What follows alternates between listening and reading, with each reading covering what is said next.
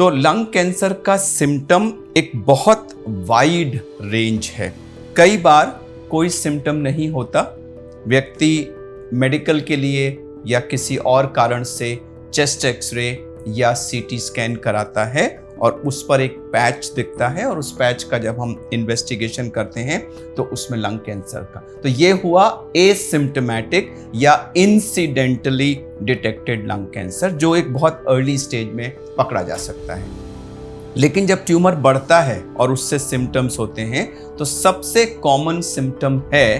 खांसी जो जाती नहीं है, यानी cough which does not go away, यानी कि परसिस्टेंट कॉफ, और खासकर से उस कॉफ के साथ अगर खांसी में खून आने लग जाए, जिसको हम हीमोप्टिसिस कहते हैं, यह लंग कैंसर का एक बहुत मेजर